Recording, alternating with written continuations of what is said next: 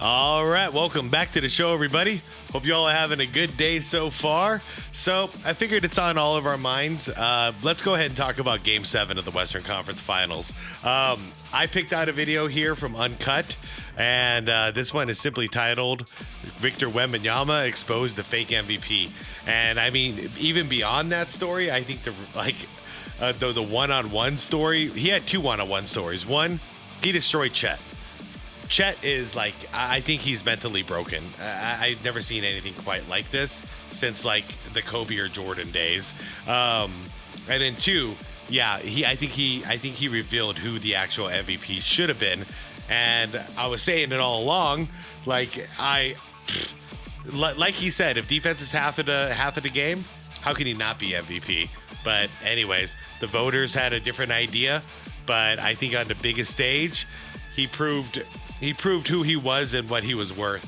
Anyways, full disclosure here, I actually reacted to a video from, I don't want to say what, but another YouTube channel that I did like a full breakdown of this Game 7, and it was like a 40-minute video. The whole thing got globally blocked. So because there was so much basketball like footage in there, the whole thing got blocked. I had to scrap the entire video. So this is round 2, and hoping this goes a little bit better, but we'll find out. Either way, I'm probably going to keep it a little more simple than I did in the first one, where I broke down like everything. But that's just because you can't recapture that magic twice. You know what I mean? So anyways, guys, without further ado, let's get right into this. I'm going to link the original video from Uncut down below. There you'll see a list of channel members. And I believe this is part of the video that got blocked. So let me do this again. Quick shout out to new channel members. One is Aid Moss 80, I believe is how you pronounce it. Thank you very much. And two, I'm going to have to spell it out. G3N3SYSC3R. Thank you very much for the support. I really appreciate it. You guys are awesome. Everybody, please like the video if you could. Hit the hype button if you could. That is if it's not claimed. And I'd appreciate it. It helps out a lot. Guys, without further ado, let's do this. Only a Let's do it again. Select players have won back-to-back MVPs. Shay, you now join that elite group. You serious? Right to the basket. Yeah, look at that block. Look at that block. Basket. In the other one, I slowed this down too, just to check. Because, yeah, he makes himself fall. That's a monster block. He just makes himself fall because he's SGA. It's inside Wembanyama. Ethical Hoops won the day. He's shooting one of these. You see his size up. There it is. And there it is. Oh. That's what I'm talking about. Yeah, he pulled a James Harden. He's the MVP. Now remember, the Thunder only have 2 timeouts, so they don't have that extra one to pull when a run gets going. Nihilus Alexander working on Chet for 3. Yeah, Airball. It smells like a used diaper filled with Indian food. Oh. Guys, okay, SGA actually played great. SGA played great the entire game until the last minute and a half, and then he didn't pass anymore. He kept seeing Wemby, and then he'd freak out and pass the ball away. He would not shoot the ball. That was the big surprise for me. Chet getting dominated. I think he went 1 for 2 from the field. Yeah, that was funny. And the reason to me it's funny is I have had a pet peeve about really skinny, really soft and weak giant centers like this. And I think because of Wemby and because of what he just did to Chet, like, I think we're going to have a demand and a surplus for stronger big men again, like we used to. Just up till about 10 years ago, we used to have this. So I think we're going to have to go back. I've been waiting for one big dude to come in and change the way the game is played, and I think we found him. When it comes to the 2026 NBA season, the storyline from start to finish has been about one Victor Wembanyama. That broke him right there. Of course, in year 3, has gone from an all-star, very, very talented player to a certified superstar, and now best player in the world. And as Victor's grown, what's happened right alongside him? the entire Spurs team from Game 1 to Game 82 has grown up into a championship core. I love this Spurs team. Like, everybody does their job. Everyone knows their roles, and they accept it, and they embrace it. And, I mean, even like anyone on the bench, they come in, they do their job, and they're all unified. It's a really beautiful thing. And Wemby, I've been a fan of his since day one. And to see how far he's come, his first playoff run, and he's making it to the NBA Finals, just defeated the defending champs. Like, I'm amazed. As I look at their team right now, they could steal a championship in this era. In the 2030s, could be the team of the decade. As again, looking at their core, Wemby is 22, Castle 21, and Harper is 20. Yeah, shout out to Harper, man. Man. Ron's got to be incredibly proud of his boy. Like, this is his rookie season in a Game 7, and he stepped up like a madman under pressure. If this Spurs team, their overall core, they were in year 3, year 4, they've been building for quite some time, and then they broke through, everyone would have expected it. But then breaking through in year 1, historically, does not happen. As even looking at OKC's journey, it wasn't immediate in their first postseason. Yeah. As back in 24 versus the Mavericks, had a heartbreaking loss. Another thing I really like about San Antonio is they did it again. You know, they did it again. It's an organic, homegrown team. It's a natural team. It's this not a super team, not a big three. It's one big star with Wemby, and then a whole bunch of role players, and then you got a number 2 guy, which I think is going to be Stephon Castle, is going to be the number 2. And after that, like, everyone just does their role. It's a great team. In 24, the exact same thing. Numerous playoff failures, heartbreaking losses, until they won a title. For the vast majority of championship teams, finals teams, you had to face adversity, face failure, to then win a championship or even make the finals. This Spurs team, led by Victor, are the exception to the rule. As looking at Victor, he's a player we've really never seen. As overall impact, can't really quantify, and in breaking history, seems to happen game by game. But yeah, check his box plus minus for the OKC series if you want to see something hilarious. Like, yeah, he's definitely helping his team. I'll say that. That's a Mount Rushmore of bigs. I'm sure you could put some others up there, but crazy. Start being in a conversation with the Mount Rushmore in your position. In your third year. 5 on 4. Third year in your first playoff year. Wemby's going to pull a deep 3. Vassell. Wembanyama, I think he's going to go. Yeah, Steph Curry. He's going to go from midcourt. Got it! Listen, I gave. Now, once again, looking at Victor's team being the exception. Victor, of course, in year 3, age 22. Him making the finals with no playoff experience, that is generational. An all-time feat. It really is. And looking at the Spurs team, again, go back to Game 1 prior to the season starting. You know, they were a good Spurs team. Again, go back to Game 1. Dude, look how little he's off the ground.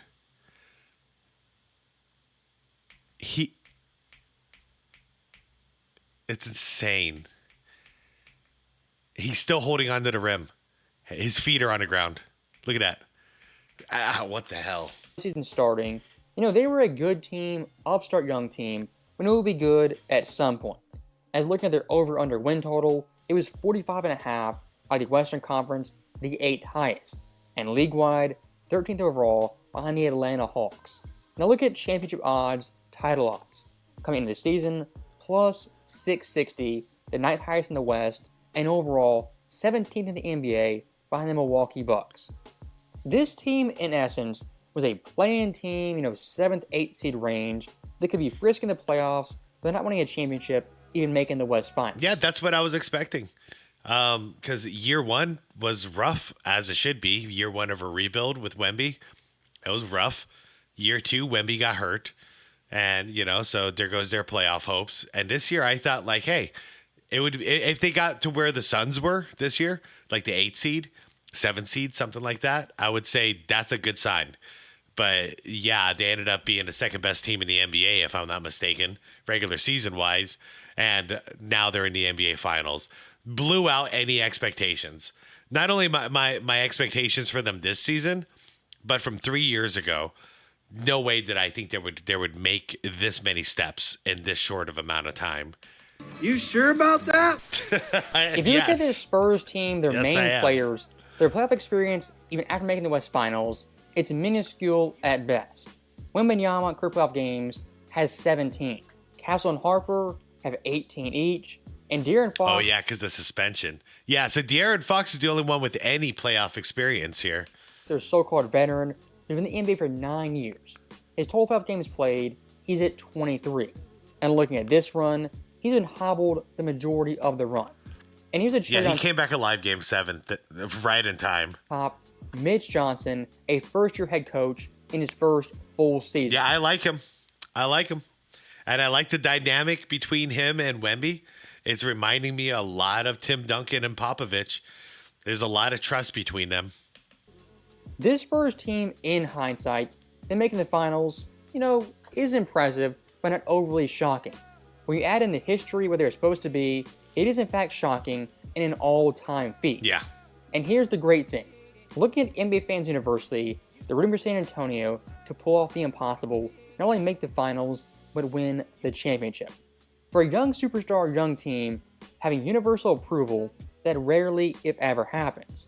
Now on the flip side, looking at OKC, the majority of fans I know, this team was absolutely despised. And by the way, this is what I want to see from Wemby the entire finals. You can have like 3 or 4 shots a game out here if you want. But I want to see you right here in the block where you are unstoppable. That's where I want to see you. Because there was I think 2 games this series where he was incredibly passive. He played really soft and he was not in the paint. And those games, man, those are the games you start doubting somebody. Like, do you have what it takes? But there he was, the crucial game 7, he did it. So You see, the majority of fans hopefully he's learned a lesson. I know this team was absolutely despised. As look at their antics, the referees, the way they carry themselves, Yeah. the majority of fans just do not like OKC. Pull-up jumper, Oh Gildas no, I don't Alexander. want to see it Another anymore. foul. I'm so glad I don't have to see this in the finals. I was ready to root for New York like you'd never believe. Wemby loading up. Because I cannot cheer for that. Look at that. How far out of your way you're going. Look at this. What you talk about unnatural shooting motion from Booker in the first round when he went straight up. What about this? The basket's ahead of him, right? And I swear I only do this once, this video. The basket's in front of him, right? So like if he leaned forward, that would make some sense, like Booker did, but he got called for a foul. But watch what he does. What natural shooting motion is it from when you're in a stance, you're in a pivot position basically, to just jump to the left and then shoot the ball? Yeah, what's that?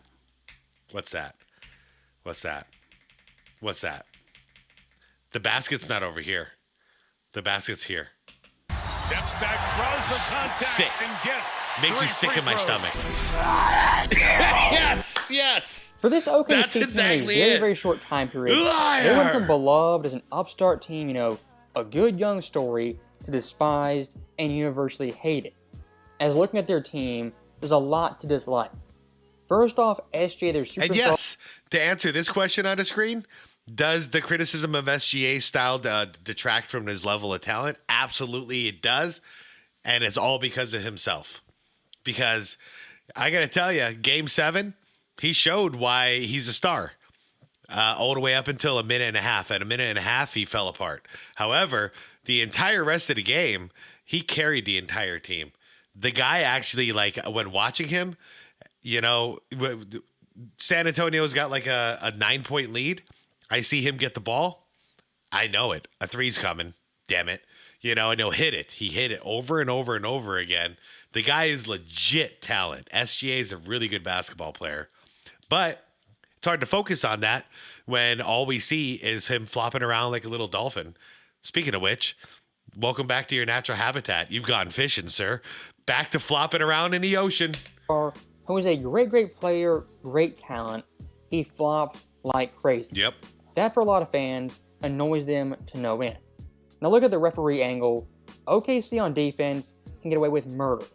Offensively, you touch them, it's a foul, 2 free throws. That overall disparity pisses off a lot of fans. Yep. He's flopping on picks.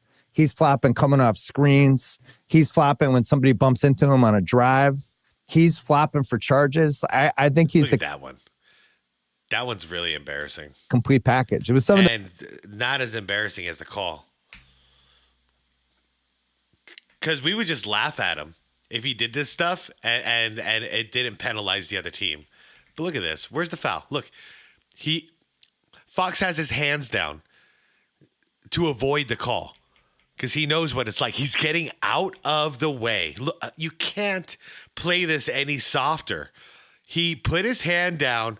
Basically, SGA went up for a shot. Fox stopped playing defense.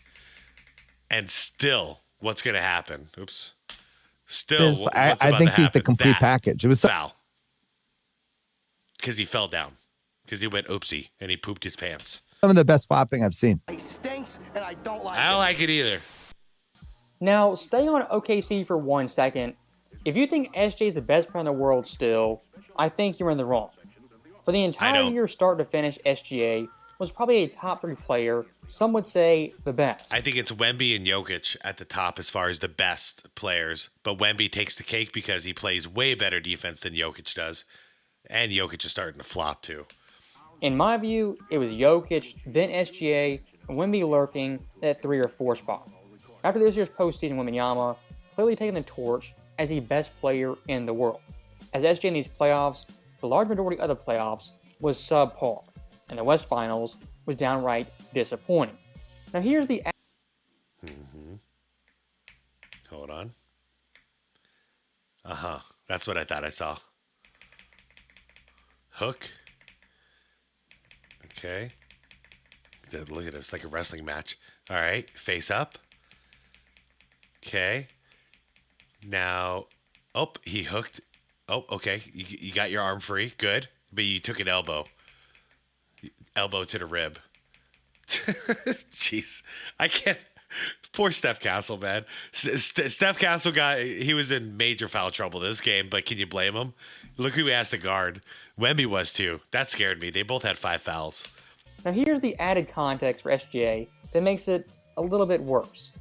This guy won the MVP, a back-to-back MVP. Him flaming out like this, historically, does not really happen.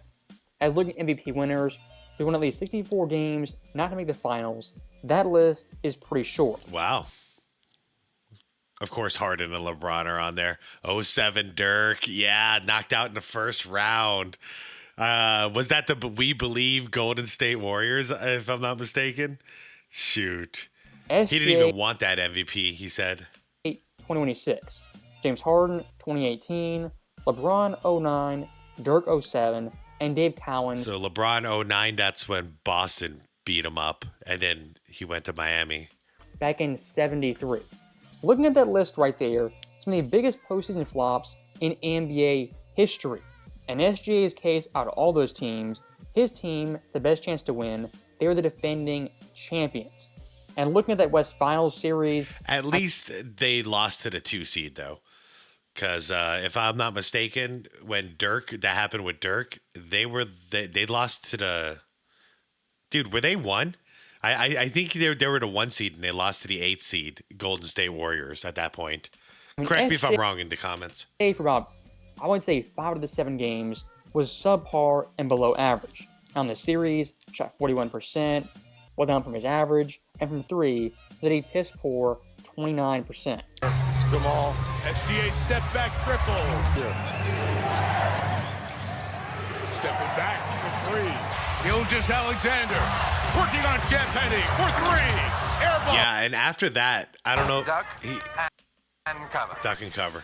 He's probably not going to show it, but the next 2 scoring opportunities SGA had, he basically, one was a drive. He saw Wemby, and then he immediately passed the ball out in a double coverage, by the way. Almost turned it over. And then the second time, same thing.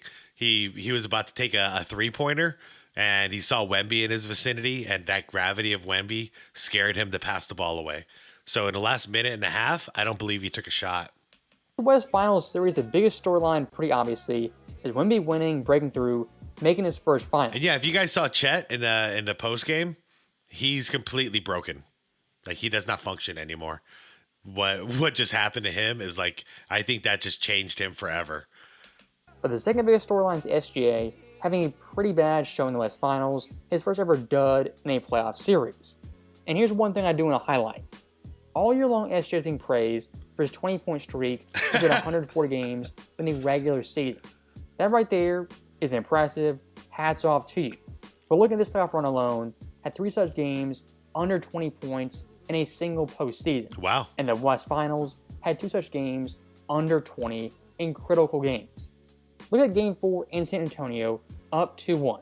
You win this game, up 3-1, the series effectively over. 6 for 15. What did SGA do? 19 points, 40% shooting, 4 turnovers, with a minus 19. That right there is a dud performance. Now look at Game 6, you're up 3-2, can close the deal in San Antonio. What happened this game? They got 33%. blasted and SGA did not show up. 15 points, his poor shooting, 2 turnovers, was a minus 28. That Game 6 right there in San Antonio, a closeout opportunity, SJ laid a dud and did not show up.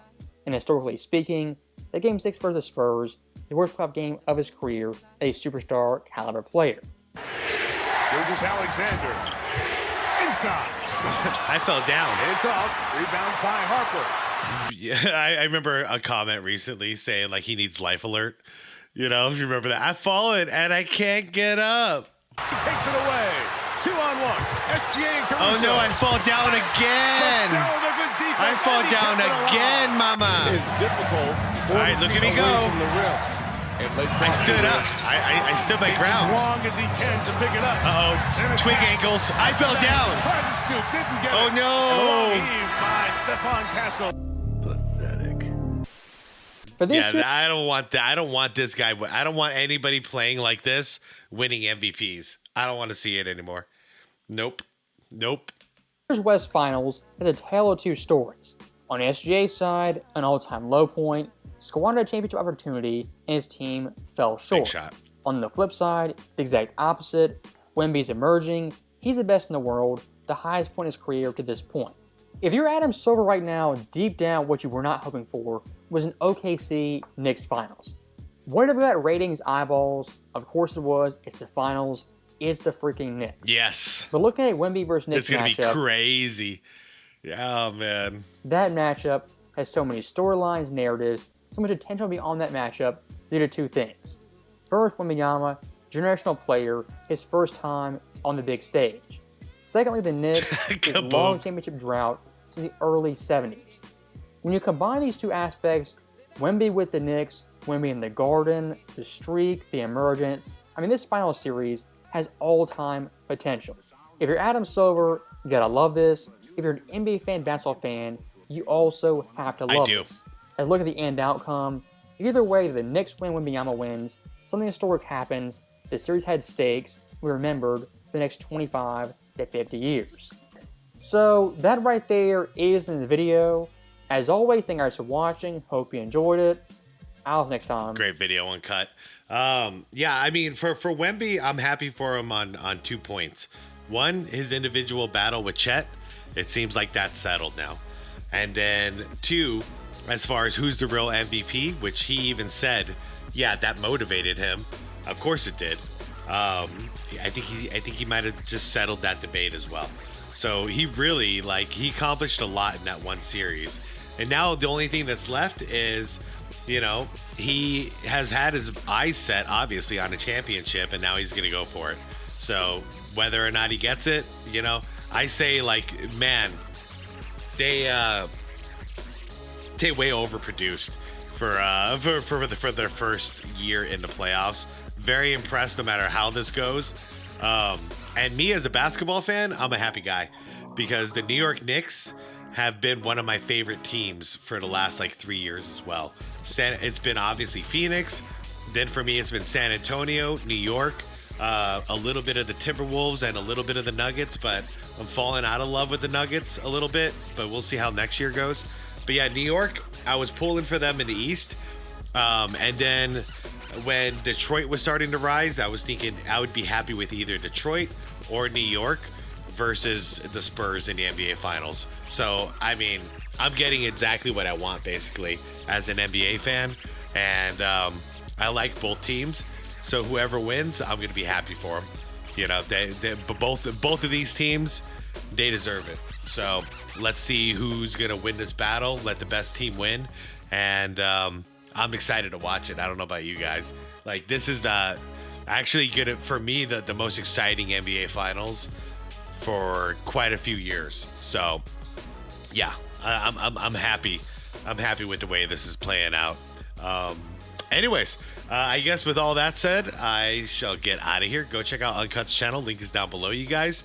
And yeah, like the video if you could. Subscribe if you want more content like this. And most importantly, it's the be water, my friends. Peace out.